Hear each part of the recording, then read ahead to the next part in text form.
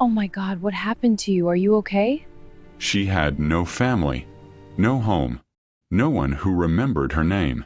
She aged out of foster care with nothing but a broken backpack and survival skills learned too young.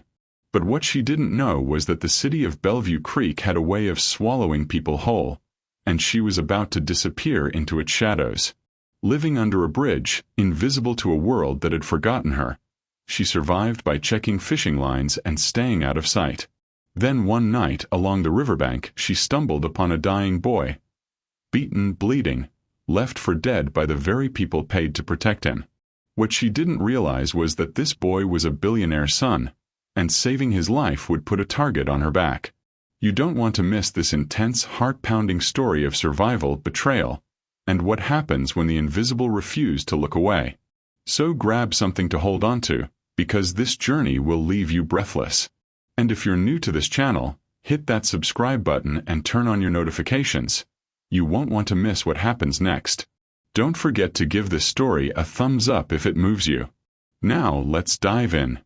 The morning fog hadn't even lifted over the I-95 overpass, yet Maya Vance was already awake, her fingers checking the fishing line she'd set the night before. She moved through the shadows like a ghost, careful, quiet, practiced. Her worn cargo jacket hung loose on her thin frame, her natural hair pulled back into a tight bun, her dark eyes constantly scanning for danger. Police, security guards, anyone who might tell her to move along. But she didn't care about being noticed. She couldn't afford to. She was working to stay alive. Maya was just 19, but the streets had aged her beyond her years.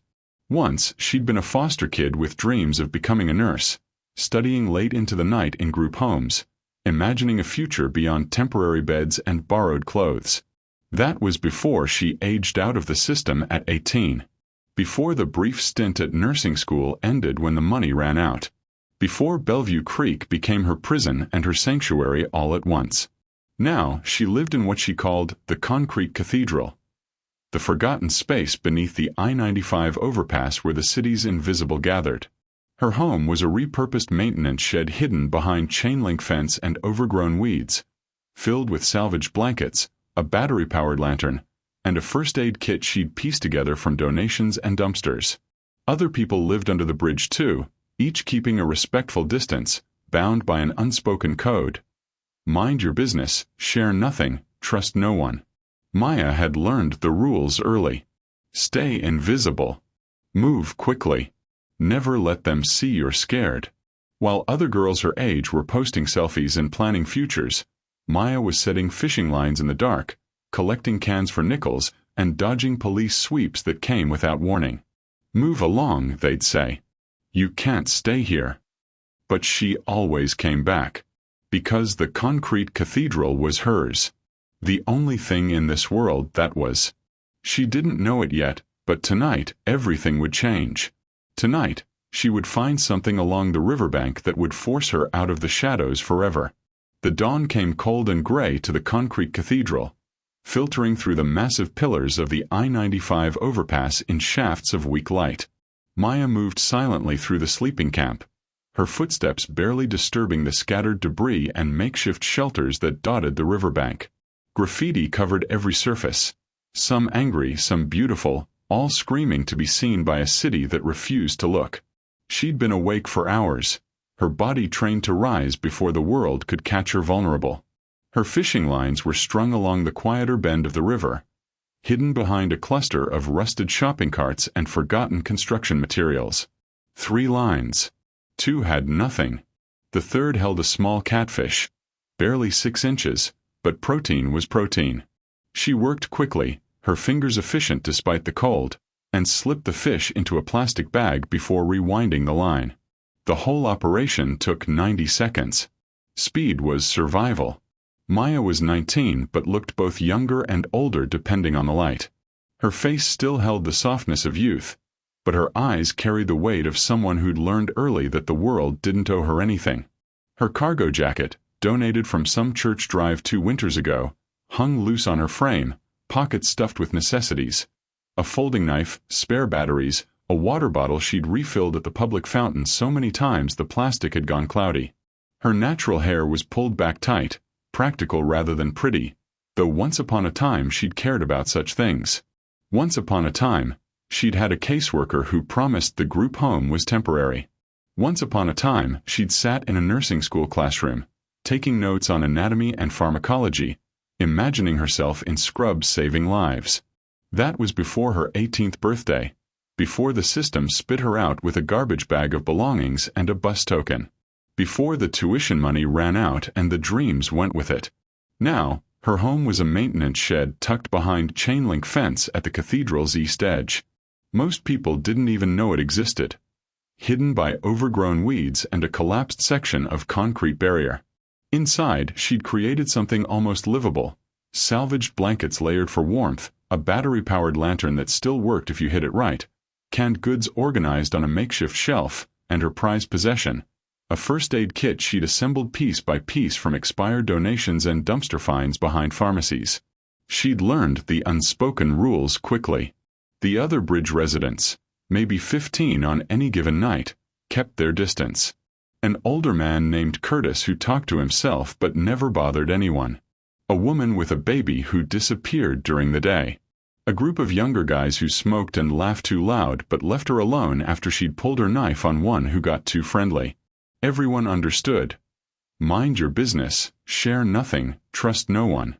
Bellevue Creek doesn't see people like me, Maya thought as she filled her water bottle at a leaking pipe near the underpass. We're the gaps between the buildings.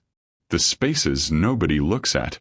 She'd tested it once, standing on a busy corner during rush hour, making eye contact with passers-by. Not one person met her gaze. They looked through her, around her, anywhere but at her. Invisible. Tuesday's police sweep still felt fresh. 2 cruisers, lights flashing, officers shouting through megaphones. This is city property. Move along. You can't stay here. They'd scattered like roaches, grabbing what they could. Maya had lost a sleeping bag and 3 days' worth of canned food. By dawn, they'd all drifted back. They always did. There was nowhere else to go. She spent the morning collecting cans. 2 blocks north, 3 blocks east, never the same route twice. By noon, she had enough for $3 at the recycling center. Enough for a loaf of day-old bread. By afternoon, she was back at the cathedral, cleaning the catfish with her pocket knife, building a small fire in a rusted oil drum where the smoke wouldn't be visible from the road. That evening, as the sun bled orange across the river and the city's lights began to flicker on like distant stars, Maya walked the bank to check her lines one final time. The water moved slow and dark, carrying the city's secrets downstream.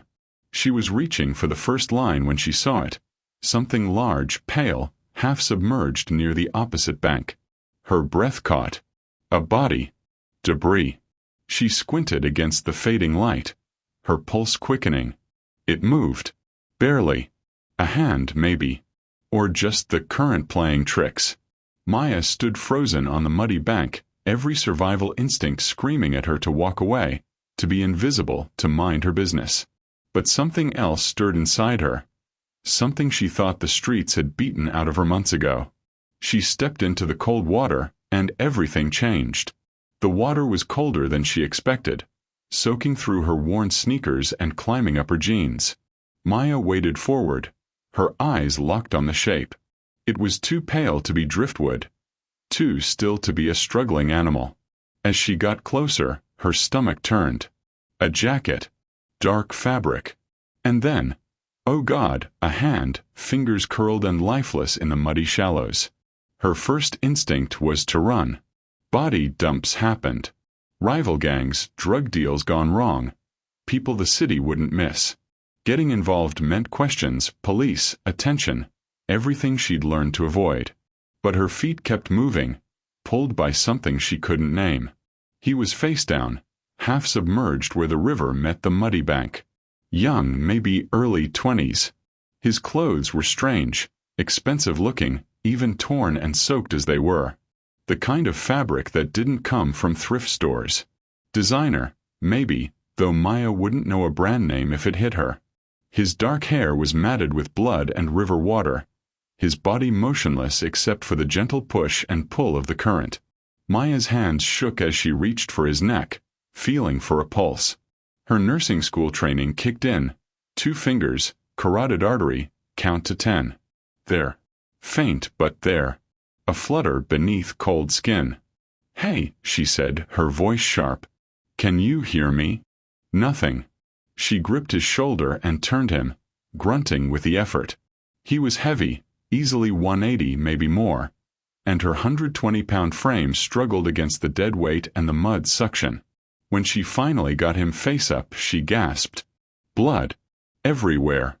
A gash across his forehead, deep and ugly. His hands were cut up, defensive wounds like he'd tried to fight someone off. His face was swollen on one side, bruised dark purple. But he was breathing, shallow, labored breaths that bubbled slightly with river water. His eyes fluttered open for just a second. Unfocused. Desperate. "Please," he whispered, the word barely audible. "Artie, father." Then his eyes rolled back and he was gone again, unconscious. Maya's mind raced. This wasn't a random mugging. Those cuts, the location, the expensive clothes. This was something bigger. Something dangerous. Every survival instinct she'd honed over 18 months on the streets screamed at her. Walk away. You didn't see anything. This isn't your problem. She looked around. The riverbank was empty, the underpass distant. No witnesses. No cameras this far from the road. If she left him here, he'd be dead by morning. Drowned, bled out, or frozen. It didn't matter which. "Damn it," she hissed through clenched teeth. "I can't just leave you." Getting him out of the water was hell. She hooked her arms under his shoulders and pulled, her feet slipping in the mud, her back screaming in protest. He didn't help, couldn't help, just dead weight that seemed to get heavier with every inch. She dragged him onto the bank and collapsed beside him, gasping for air. No time to rest. She was completely exposed here, visible to anyone passing on the access road. She grabbed his arms again and started the slow, agonizing journey to her shed. Drag 5 feet. Stop. Breathe. Check for witnesses. Drag 5 more feet. Her muscles burned. Sweat mixed with river water on her face despite the cold. It took 20 minutes to cover 50 yards. Inside the shed, she slammed the door and threw the deadbolt, a sliding piece of rebar she'd installed herself. Her lantern flickered to life with 3 hard smacks, casting weak yellow light across the space. Now she could see him properly. He was young. Younger than she'd thought. Maybe 21, 22. Good-looking beneath the bruises and blood, with the kind of clean-cut features that suggested a life very different from hers. And on his left hand, even covered in mud and blood, a ring caught the light. Platinum, maybe. Diamond. The kind of thing that could feed her for 6 months. Her fingers moved toward it automatically, then stopped. She could take it. He'd never know. He might not even survive the night. That ring was worth more than everything she owned combined. Maya pulled her hand back. "I'm not a thief," she whispered. She turned her attention to his injuries instead, her limited medical training taking over. Head wound, deep, needed stitches she couldn't provide. Possible concussion, definitely. His ribs felt wrong when she pressed gently on his side. Maybe cracked or broken. Dehydrated, in shock, hypothermic from the river. He needed a hospital. He needed real help. But hospitals meant questions. Police reports. And something about this, the expensive clothes, the violent injuries, his delirious words about father, told her that involving authorities might get them both killed. She grabbed her first aid kit and got to work, knowing she was probably saving a stranger who would wake up and wonder why a homeless girl was the last person he'd ever see. If he woke up at all. The first night was the worst. Maya knelt beside him in the cramped shed, using her precious bottled water she'd carried from the public fountain 3 blocks away, to clean the gash on his head. The blood kept coming, soaking through the only clean shirt she owned as she pressed it against the wound.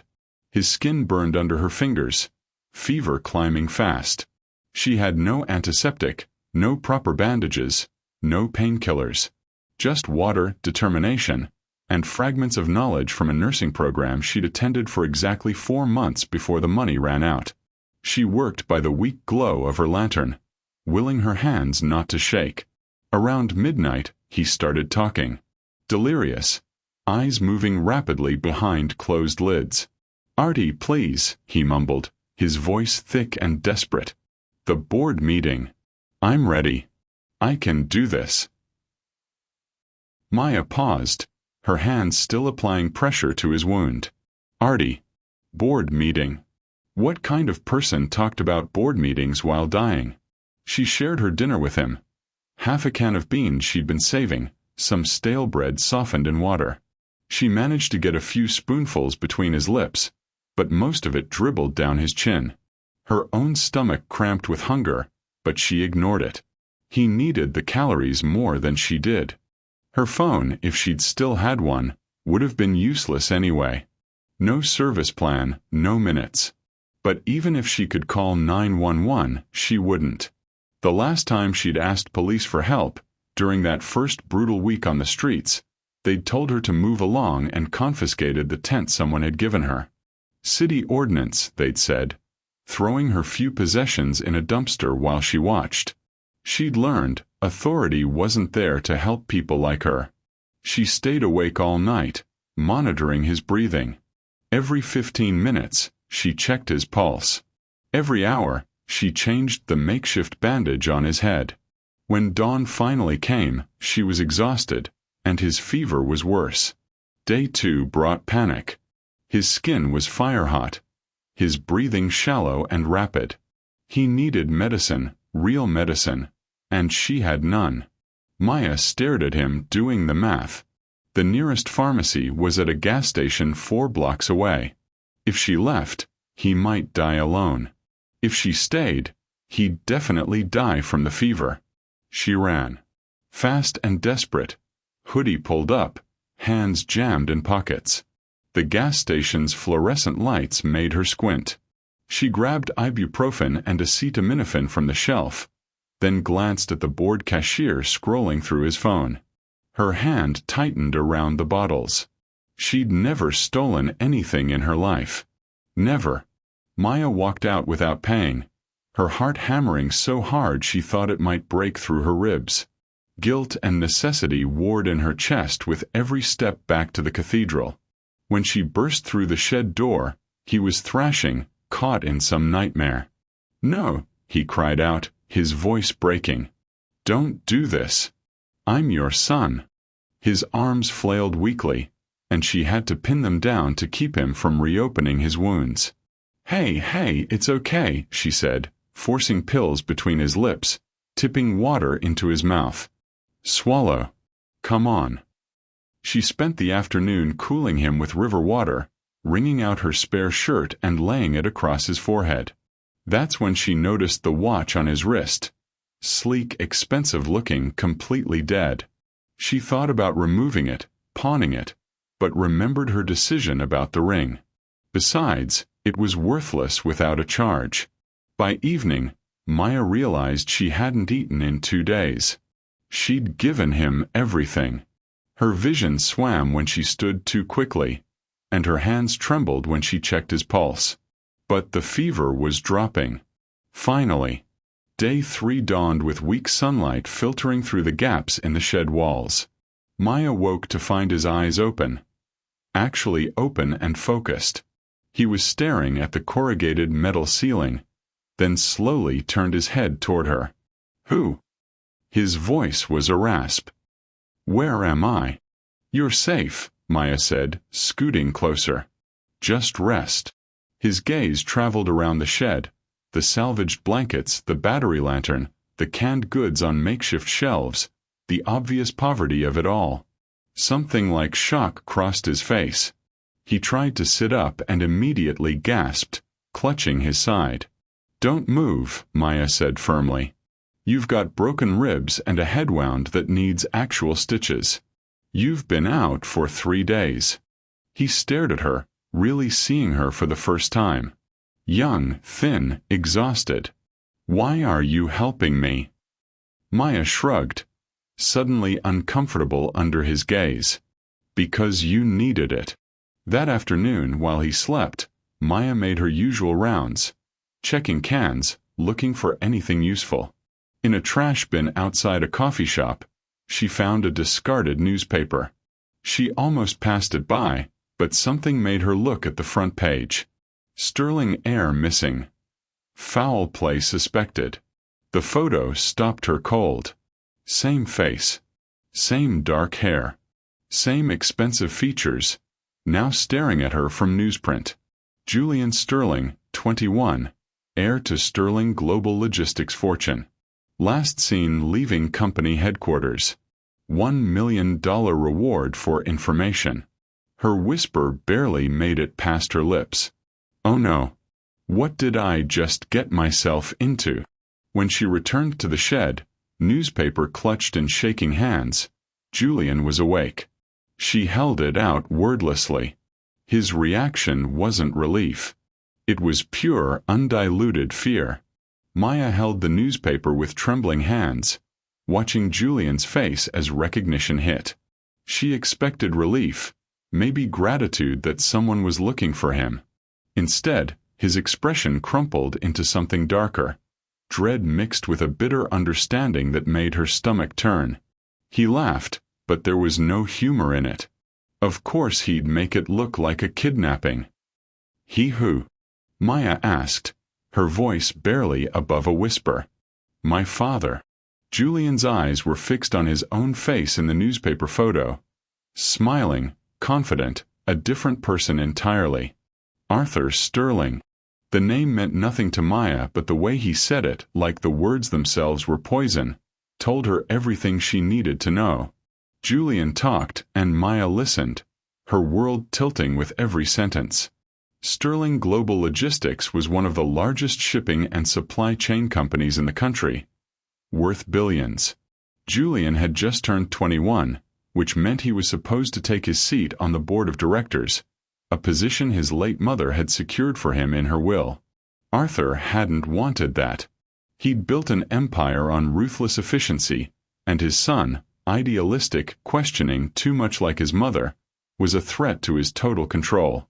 "They grabbed me leaving the office," Julian said, his voice hollow. "My own security detail. People my father hired, people I trusted. They blindfolded me, threw me in a van.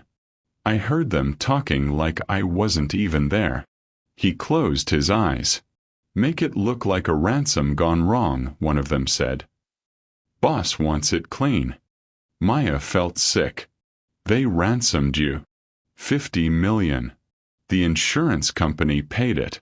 Standard kidnap and ransom policy for executives." His laugh was sharp and broken.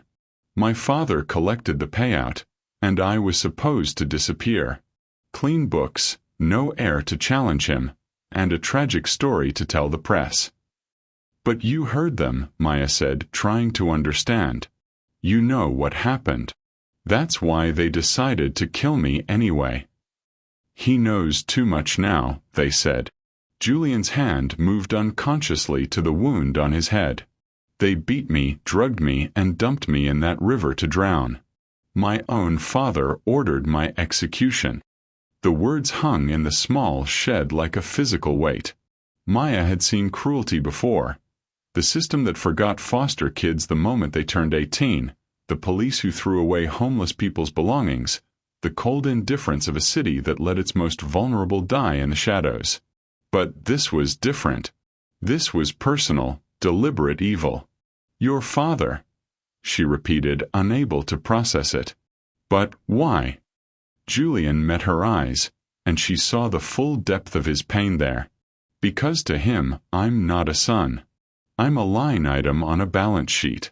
And dead, I'm worth more than alive. 50 million in insurance, total control of the company. No one to question his decisions. It's just good business." "That's not business," Maya said quietly. "That's evil. That's his version of it. They sat in silence for a moment, the weight of it settling over them both. Then Julian's eyes widened, his hand shooting to his wrist. The watch. Maya followed his gaze to the sleek smartwatch she'd noticed days ago. What about it? It has GPS. Julian's voice was urgent now, fear cutting through the exhaustion. Even with a dead battery, these models send ping locations to connected devices every few hours.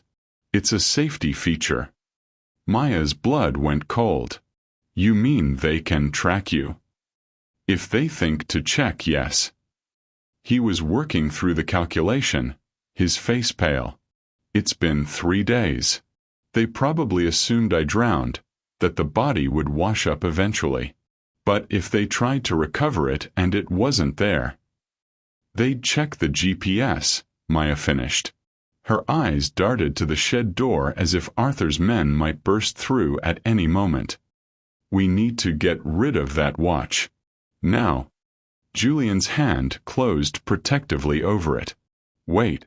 This watch has encrypted recordings. Voice memos, meeting notes, conversations I recorded when things started getting strange. It's the only proof I have that my father did this. Maya understood immediately. Without proof, it was a billionaire's word against his son's. With it, Julian had leverage. So what do? We keep it powered down completely. No partial charges, nothing that might ping a signal. He tried to stand, gasping as pain lanced through his ribs. He barely made it a foot before his legs buckled. Maya caught him, easing him back down. You need to rest. And that head wound needs real antibiotics or it's going to get infected. She already knew the problem. She had $6.47 in coins salvaged from vending machine returns and recycled cans. Antibiotics, even the cheapest generic, would cost at least $30. Maybe more. Her eyes fell on the ring again. Platinum band, clear diamond, probably custom-made. Worth more than she'd see in a lifetime of collecting cans. Julian noticed her looking. Take it, he said. Pawn it. Get what you need. Maya's throat tightened. I can't just. You saved my life with nothing. His voice was firm despite his weakness. You gave me your food, your water, your only clean clothes. You stole medicine for me. I saw the guilt on your face when you came back with it. Now I'm trying to save both of ours. Please, Maya. Take it. She stared at the ring, then at him. 3 days ago, he was a stranger dying in the mud. Now, he was asking her to trust him the same way he was trusting her. Maya pulled the ring off his finger. It was heavier than she expected. There's a pawn shop on 4th Street, she said quietly. I'll be back in an hour. What she didn't know, what neither of them could have known, was that the moment she walked into Pawn and Path with a $40,000 ring, she would seal both their fates. Maya stood outside Pawn and Path for a full 2 minutes before she could make herself move. The shop squatted between a laundromat and a boarded-up convenience store, its dusty windows barred with iron grating, a flickering neon sign that read "Cash for Gold" buzzing overhead. Her hand closed around the ring in her jacket pocket, and she took a breath. The bell above the door chimed as she entered. Behind the counter, a man in his 60s looked up from a magazine. Grizzled, gray beard, eyes that had seen every con and hustle Bellevue Creek had to offer. Sal, according to the name tag pinned crookedly to his flannel shirt. Help you? His tone suggested he doubted it. Maya approached the counter, willing her hands not to shake. I need to sell this. She placed the ring on the glass case between them. Sal's expression didn't change, but his eyes did. They sharpened, focused, the kind of look a predator gets when it spots prey. He picked up the ring, turned it slowly under the fluorescent lights, then reached for a jeweler's loop. Where'd you get this? He asked, his voice careful. Inheritance, Maya said. the lie coming easier than she expected. From my grandmother. Sal grunted, examining the ring through the loop. The silence stretched.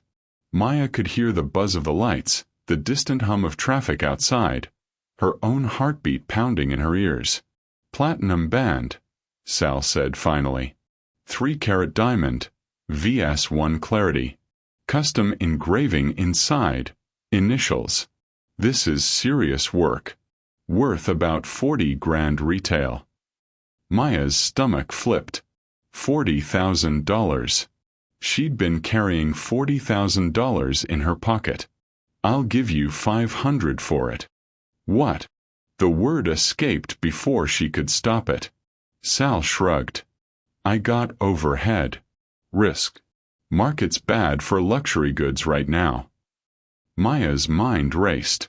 She needed antibiotics. 30, maybe $40.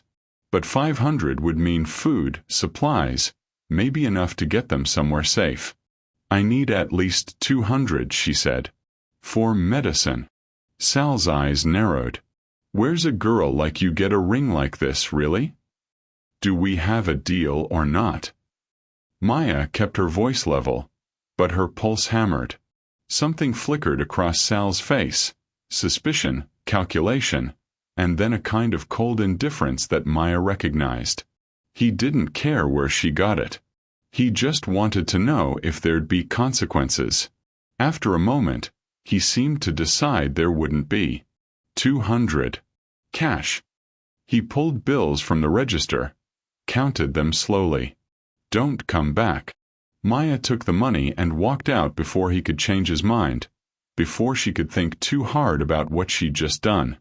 The bell chimed behind her, final as a closing door. What she didn't see was Sal reaching for his phone the moment she left. What she didn't hear was his voice, low and quick. Yeah, Reeves? It's Sal at the path. I got something weird here. Homeless girl just pawned a sterling family heirloom. Platinum and diamond. Custom engraving. Yeah, I'm sure. I'll send you a photo of the security footage. 15 miles across the city, in a glass-walled office at Sterling Global Headquarters, lead agent Reeves took the call. He pulled up the company's asset database, typed in a search, and found it instantly. Ring, platinum/diamond, registered to Julian Sterling. Issued on his 18th birthday. Never reported lost or stolen. Reeves smiled, the expression cold and mechanical. We've got a trail. He turned to his team, 4 men, all ex-military, all paid too well to ask questions. Find every traffic camera, every security feed, every ATM within a 3-mile radius of that pawn shop. I want to know where she went. Maya, unaware she'd just triggered a manhunt, walked 4 blocks to the pharmacy. The antibiotics were $34.99. She bought fever reducers, bandages, and antiseptic wipes with what was left. Walking out with the supplies felt like a small victory, a promise she could keep. She didn't notice the black SUV that picked her up 2 blocks from the pharmacy, following at a distance. Didn't see the traffic camera that captured her face as she crossed at 4th and Main. Didn't sense the net closing around her with every step back toward the concrete cathedral. Julian was worse when she returned. His breathing was shallow, his skin hot again despite the medicine she'd given him that morning. Maya administered the antibiotics with shaking hands, tipping water into his mouth, willing him to swallow. This will help, she whispered. I promise. His eyes fluttered open, barely focused. Thank you. Maya. It was the first time he'd said her name. Something in her chest tightened. Rest now, she said softly. That night, after he'd fallen back asleep, Maya sat outside the shed watching the river. The city lights reflected on the dark water, and somewhere in the distance, sirens wailed. Everything looked the same as it always did, but something felt different. Wrong. Like the air before a storm. The city felt more watchful somehow, like invisible eyes were tracking her movements. She thought about the pawn shop, the way Sal had looked at her, the questions he'd asked. She thought about the ring, about $40,000 changing hands for $200. She thought about Julian's father and what kind of man could order his own son's death. "We need to move," she whispered to the empty air. "Soon." But by morning, it would already be too late. Sterling Security had her face. They had her route. They had her sanctuary. And they were already on their way. The Sterling Security war room hummed with electronic efficiency. 6 monitors displaying surveillance footage, GPS coordinates, and facial recognition data. Agent Reeves stood at the center. His team of 4 operatives assembled before him. All ex-military. All expensive. All the kind of men who understood that some questions were better left unasked. "We have a location," Reeves said, pulling up a satellite image of the I-95 underpass. "Maintenance shed, east side of the concrete cathedral. Subject recovered Julian Sterling 3 days ago. She's been hiding him there." He clicked to the next image. Maya's face, captured from the traffic camera. Young, wary, looking over her shoulder like prey that knows it's being hunted. "Recover Julian Sterling," Reeves continued, his voice flat and professional. "Eliminate the witness. No complications." One of the operatives, Jackson, former Marine, barely glanced at Maya's photo. Background on the girl: former foster kid, aged out at 18. No family, no friends in the system, no employment records. She's been living on the streets for over a year. Reeves' smile was cold. "No one will miss her." The words hung in the air, casual as discussing the weather. The cold calculation of violence against the invisible, against people society had already decided didn't matter. "Move out. I want this clean." The team checked weapons, suppressed handguns, tactical gear, and loaded into 2 black SUVs. By the time the sun rose over Bellevue Creek, they were already rolling toward the concrete cathedral. Maya woke to find Julian sitting up for the first time in days. Actually sitting, not just propped against the wall. His color was better, the gray pallor gone, replaced by something closer to healthy. The antibiotics had worked. "Hey," she said, sitting up quickly. "How do you feel?" "Like I got beaten half to death and dumped in a river," Julian said, then managed a weak smile. "But alive. The antibiotics worked." Relief flooded through Maya so suddenly her eyes stung. "You scared me. I thought." "I know." His voice was soft. "Thank you. For everything." There was a moment then, quiet and genuine, where they really looked at each other. Julian saw her properly for the first time. Not just the homeless girl who'd saved him, but Maya. The natural beauty beneath the dirt and exhaustion. The intelligence in her observant eyes. The quiet strength in her lean frame. Someone who'd survived alone in a city designed to crush people like her. "I would have walked past you 1,000 times and never seen you," he said quietly. Maya looked away, uncomfortable. "That's the point. Being invisible keeps you safe. But you chose to be seen. For me. Anyone would have." "No." Julian's voice was firm. "They wouldn't. And we both know it." Before Maya could respond, she heard it. The low rumble of engines. Heavy vehicles on the access road. Her head snapped toward the sound, every survival instinct suddenly screaming. "That's not normal," she whispered. "We don't get cars down here." She moved to the wall, peering through a crack in the corrugated metal. 2 black SUVs, parked 30 yards away. 4 men climbing out, moving with military precision, tactical gear and weapons visible even from this distance. Julian joined her at the wall, looked through the gap and went white. "That's my father's security team." "How did they?" Maya started, then stopped. They both realized it at the same moment. "The ring," they said together. We have to run, Julian said, already moving. Now. Maya grabbed her emergency bag, the one she'd kept packed since her first night on the streets, the one that held everything she couldn't afford to lose. Julian tried to stand, his legs shaky but holding. Adrenaline was a hell of a drug. Check every structure, a voice called from outside. She's here somewhere. Flashlight beams cut through the gaps in the walls, sweeping across the shed's interior. Maya grabbed Julian's arm and pulled him toward the back corner, toward the panel she'd installed 6 months ago. An escape route, because you always needed an escape route. The panel opened into the storm drain system. Concrete tunnels that ran beneath the entire underpass, connections Maya had mapped through months of exploration. She pulled Julian through just as the shed door exploded inward with a thunderous crash. They were just here. Reeves' voice, cold and furious.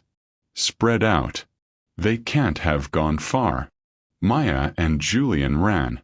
The tunnels were dark, lit only by occasional grates overhead where streetlights filtered through. Water sloshed around their ankles, the smell of decay and city runoff overwhelming. Julian struggled to keep pace, his injuries slowing him, but fear kept him moving. We have movement in the south tunnel, a voice crackled over radio behind them. Stay close, Maya whispered. Don't make noise. She navigated by memory and instinct, every turn automatic. Left at the junction, right where the tunnel narrowed, straight through the section that smelled like sewage. Julian marveled even through his fear. She moved through the darkness like she'd been born to it. How do you know where you're going? He gasped. When you live down here, Maya said, pulling him around another corner, you learn every escape route. Behind them, flashlight beams bounced off wet concrete walls. Radio chatter echoed through the tunnels, words distorted by the acoustics but the meaning clear. They were being hunted. They emerged 6 blocks away, climbing through a maintenance access into an abandoned lot behind a shuttered factory. Both were soaking wet, exhausted, gasping for air.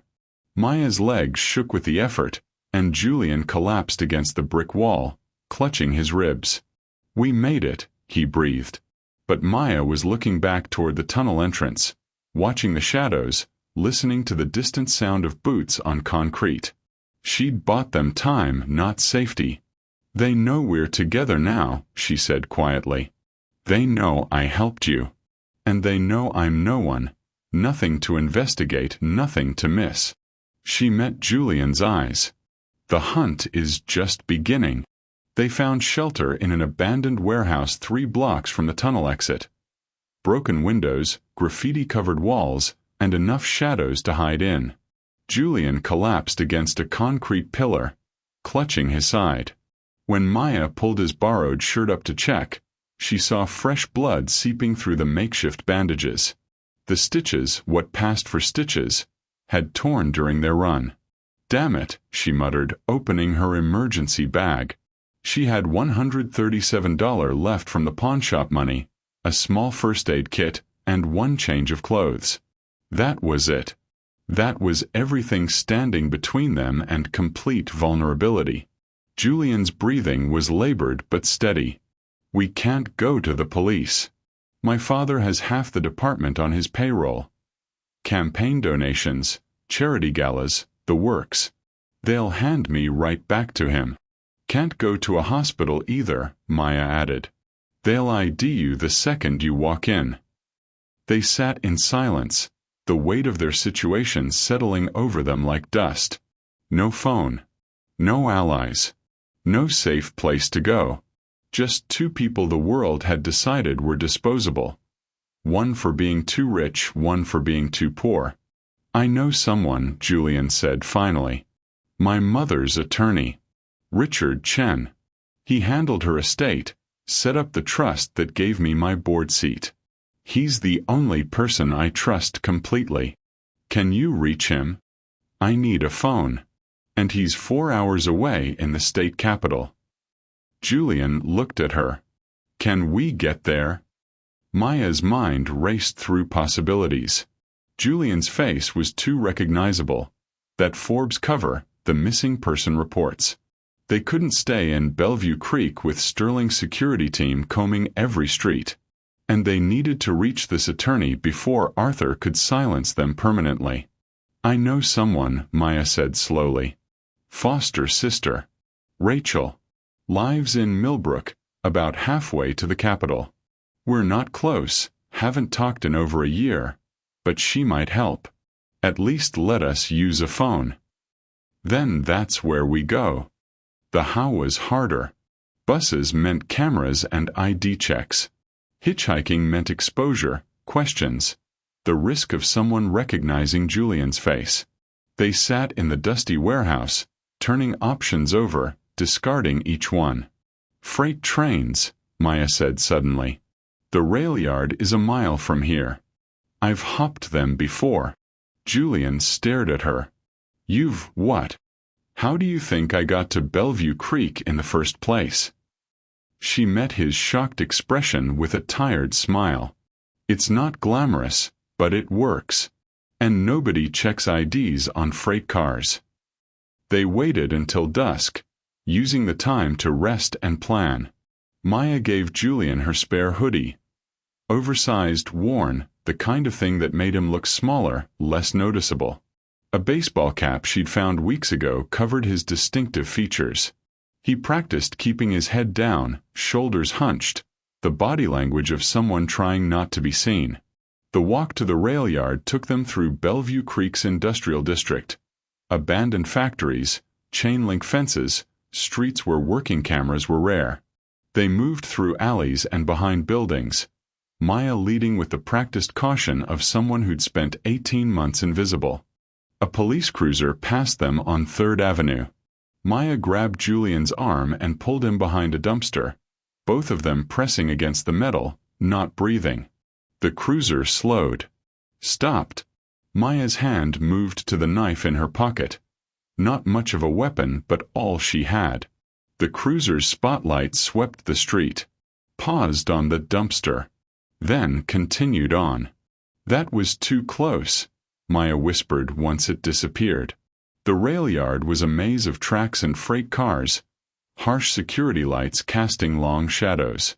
They crouched behind a maintenance shed, watching the patterns. 2 guards, rotating positions every 20 minutes. The northeastbound freight was scheduled to leave at 9:15. Maya had learned the schedules months ago, back when trains were her only way to move between cities. Why are you still helping me? Julian asked as they waited. You could have run. Left me in that shed. You'd be safe right now. Maya was quiet for a moment, watching the guards. Because they made you a target for being rich, for being worth more dead than alive to your father. They made me a target for being poor, for being someone no one would miss. She looked at him. We're both disposable to people like your father. Different reasons, same result. So we survive together, or we don't survive at all. Julian understood then, in a way his privileged friends never could have. Maya got it. The cruelty of systems designed to crush certain people, the cold mathematics of who mattered and who didn't. They were the same in the ways that counted. The guard walked away, disappearing around the far side of the yard. Maya touched Julian's arm. Now, move. They ran across the tracks, keeping low, searching. The right car had to be open, heading northeast, with cargo they could hide behind. Maya found it, 3rd from the engine, door half open, crates stamped Millbrook distribution. Up, she hissed, boosting Julian first, then pulling herself in. They scrambled behind the crates just as the train whistle blew. The car lurched forward with a grinding metallic screech, then began the slow acceleration that would carry them away from Bellevue Creek. Relief washed over Maya so suddenly her hands started shaking. They'd made it. They were moving. They had a chance. Then Julian's smartwatch vibrated. The display lit up in the darkness. Location services active. Their eyes met in horror. The watch had somehow partially charged from his body heat during the day, and now it was pinging their location to every connected device Arthur Sterling owned. "They know where we are," Maya whispered. 15 miles away, in a Sterling Security SUV, Reeves watched the GPS move along a map of Bellevue Creek's rail lines. His smile was predatory, satisfied. "They're on the 9:15 freight to Millbrook," he said into his radio. "Call ahead. I want units waiting at every stop." The train carried Maya and Julian through the night toward what they hoped was safety. But safety was the one thing they'd never reach. The train's brakes screamed, metal grinding against metal in a sound that set Maya's teeth on edge. They weren't supposed to stop here, not at this abandoned spur, not back in Bellevue Creek where the rusted rails ended at the edge of the concrete cathedral. This wasn't mechanical failure. This was deliberate. "They herded us back," Julian whispered, his face pale in the dim light filtering through the freight car's gaps. A loudspeaker crackled to life outside, the voice cold and professional. "Mr. Sterling. Miss Vance. Step out of the freight car. There's nowhere left to run." Maya moved to the door and looked out. 4 operatives surrounded the train, weapons drawn, positioned with military precision. No escape routes. They were boxed in completely. She turned back to Julian, their eyes meeting in the half-darkness. "Fight or surrender," she whispered. Julian's hand moved unconsciously to his ribs, still broken, still aching. "My father's here. I can feel it." They climbed down together, hands visible, moving slowly. Agent Reeves stood at the center of his team, his expression unreadable. "Mr. Sterling, your father wants to see you. One last time." "We're not going anywhere with you," Maya said, her voice steady despite the fear coursing through her. Reeves smiled without warmth. "You don't have a choice." The sound of an approaching vehicle made them all turn. A sleek black sedan pulled up to the spur, its paint gleaming even in the harsh industrial lights. The back door opened, and Arthur Sterling stepped out. He looked exactly like his photographs, expensive charcoal suit, silver hair perfectly styled, the kind of presence that commanded boardrooms and bent politicians to his will. But his eyes, when they fell on his son, held nothing. No relief. No love. Just cold calculation. "Julian," he said, his tone the same one might use discussing quarterly earnings. "You've caused quite a lot of trouble. You tried to have me killed." Julian's voice shook, but he held his ground. "I tried to solve a problem." Arthur adjusted his cufflinks, the gesture casual, dismissive. "You were never going to be the leader Sterling Global needs. Too much of your mother in you." "She made me human," Julian said, his voice rising. "Something you'll never understand." Arthur's gaze shifted to Maya, assessing her the way one might assess a stain on expensive carpet. "And you, the homeless girl. You should have minded your own business." Maya met his eyes without flinching. He was dying. "I'm not built like you. I can't just watch people die." "No, you're just built to disappear." Arthur's smile was thin and terrible, which works perfectly for what comes next. He laid it out with the efficiency of a man used to solving problems. A tragic story. Homeless girl with a history of theft kills billionaire's son in a robbery gone wrong. Murder-suicide. The security team arrived too late. So unfortunate. So inevitable. "The narrative writes itself," Arthur said. "And I walk away clean." Julian's hand moved to his pocket. Maya saw it, understood what he was doing a split second before he pulled out the smartwatch. "Not quite, father." Julian's voice was steady now, certain. "See, the thing about technology, it cuts both ways."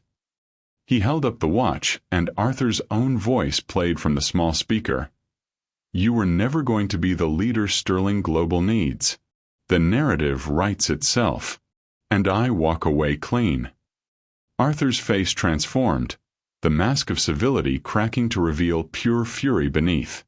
Get that, he snapped at Reeves. Now. Reeves lunged for Julian. Maya threw herself between them, her street-fighting instincts taking over. Go for the eyes, the throat, anything that would slow him down.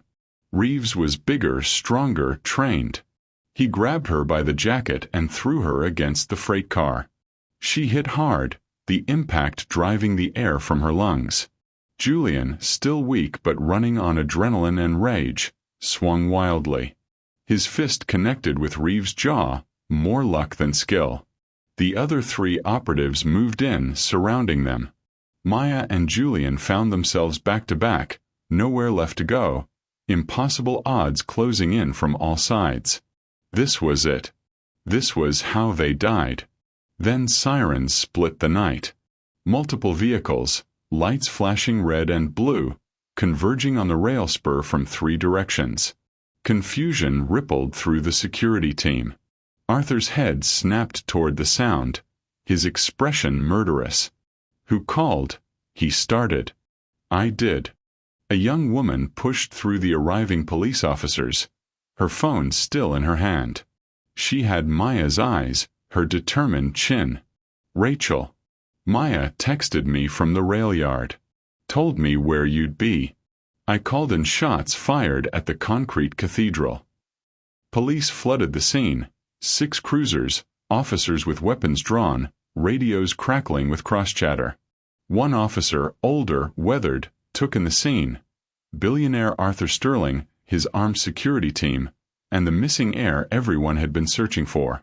That's the Sterling kid, he said, recognition dawning. The missing person case. Everything froze. Arthur recovered first, his public face sliding back into place. Officers, thank God you're here. My son was kidnapped by this girl.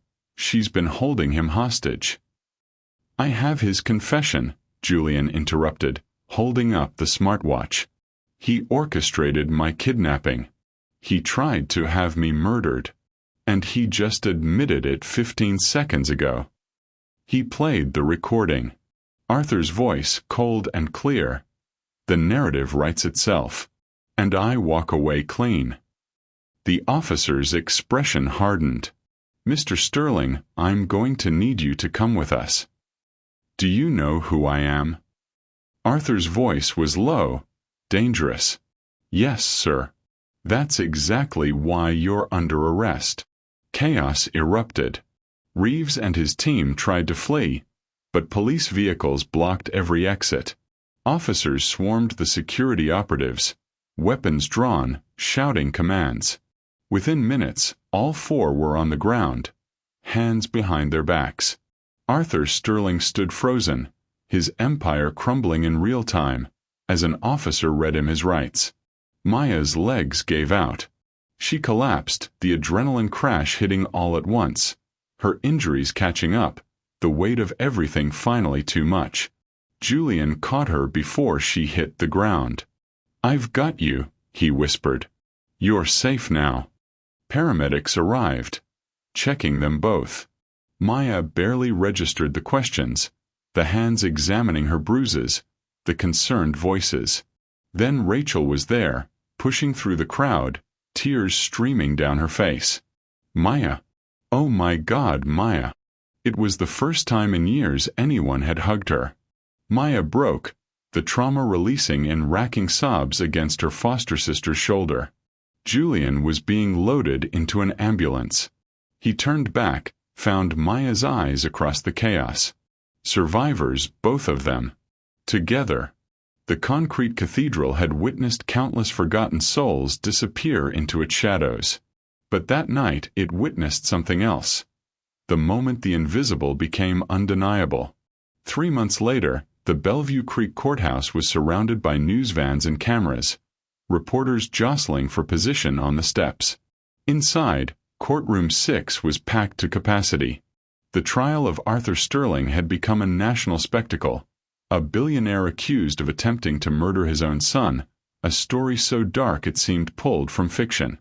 Maya sat in the witness box, her hands folded in her lap, wearing clothes Rachel had bought her for the occasion. Clean, pressed, respectable. But the defense attorney looked at her like she was still covered in river mud. "Miss Vance," he said, his tone dripping with skepticism. "You're homeless. You've admitted to theft. You have no family, no employment history, no credibility. Why should this jury believe a word you say?" The courtroom went silent. Maya looked at the jury, then back at the attorney. "Because I'm telling the truth," she said simply. "And truth doesn't care about my address." Julian's testimony came next. He played the smartwatch recording in its entirety, his father's cold voice admitting to orchestration, to insurance fraud, to seeing his son as nothing more than a balance sheet problem. 2 members of the security team had flipped, testifying in exchange for reduced sentences, confirming every detail of Arthur's orders. The verdict came after 4 hours of deliberation. Guilty on all counts. Attempted murder. Conspiracy. Insurance fraud. The sentencing was swift. 25 years to life. As Arthur Sterling was led away in handcuffs, he looked back at his son one final time. No remorse in his eyes, no recognition of what he'd lost. Just cold calculation, still trying to find an angle, still unable to see his son as human. Julian didn't look away. He watched until his father disappeared through the courthouse doors, and for the first time in his life, he felt free. Outside, Maya stood on the courthouse steps, overwhelmed by the reporters shouting questions, the camera flashes, the sheer noise of being seen. Julian found her there, pulled her aside to a quiet corner away from the chaos. "I have something for you," he said. Maya shook her head. "You don't owe me anything. This isn't debt. It's gratitude. And investment." He handed her a folder. "Full scholarship to nursing school. The program I'm establishing for foster youth. Housing stipend, living expenses, everything covered. It's called the Concrete Cathedral Scholarship Fund." Maya's hands shook as she opened the folder, reading the details through tears that blurred her vision. "Why would you do this?" "Because you saved my life when I was nobody to you. Now I'm going to spend my life making sure people like you, people the world tries to make invisible, are seen." Julian's voice was steady, certain. "You're going to be the first recipient. You're going to show thousands of others that it's possible." "On one condition," Maya said, wiping her eyes. "I don't want to be your charity case." "You won't be. You'll be proof that compassion matters more than money. That dignity survives poverty. That one person can change everything." He smiled. "You already changed mine." For the first time in years, Maya smiled, genuinely, fully, without reservation. Hope finally realized. Julian took over Sterling Global at 21, the youngest CEO in the company's history. His first action sent shockwaves through the corporate world. Firing the entire security division, implementing comprehensive ethics reviews, redirecting millions toward the Sterling Cares initiative. Affordable logistics for nonprofits and shelters. Housing programs. Educational grants. Healthcare access for vulnerable populations. He was using his privilege to dismantle the very systems that had protected his father's cruelty. Rachel and Maya rebuilt their relationship slowly, carefully. Rachel offered her couch while Maya got on her feet, helped her navigate the scholarship paperwork, drove her to campus orientation. "I'm sorry I wasn't there before," Rachel said one night over cheap takeout. Maya squeezed her hand. "You're here now. That's what matters." Found family, forming in the spaces loss had left behind. 6 months later, Maya walked through Bellevue Memorial Hospital in navy blue scrubs, her first day of clinical rotations. She moved with confidence now, purpose in every step. The invisible girl had become someone who mattered, someone who saved lives. In the lobby, she ran into Julian. He was there for a foundation meeting, distributing grants to hospital programs serving unhoused populations. "Hey," they said simultaneously, then laughed. They grabbed coffee in the hospital cafeteria, talking about lives that had transformed beyond recognition. No romance, that wasn't what they needed from each other. Just deep friendship, mutual respect, the bond of people who'd survived the impossible together. "You know, I never thanked you properly," Julian said. "For what?" "For seeing me. When I was nobody. When I was just a person who needed help." Maya smiled. "That's all any of us are, really. Just people who need each other." They parted ways, back to their transformed lives. Him to his foundation work, her to save lives the way someone had once saved hers. But Maya made one more stop that day.